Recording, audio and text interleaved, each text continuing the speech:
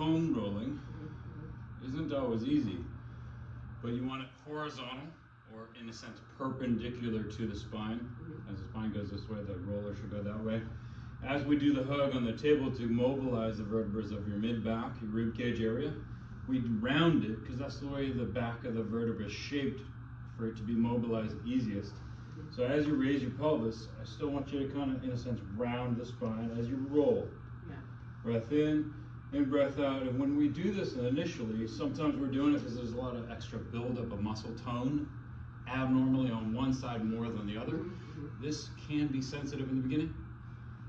So just go light, don't abuse yourself. You often don't want to go too high, and you don't want to go too low. The mid of the mid is the best. And you're going to get some releases, you're going to get some changes, and you're going to also couple it with other exercises we're doing, like seated twists. And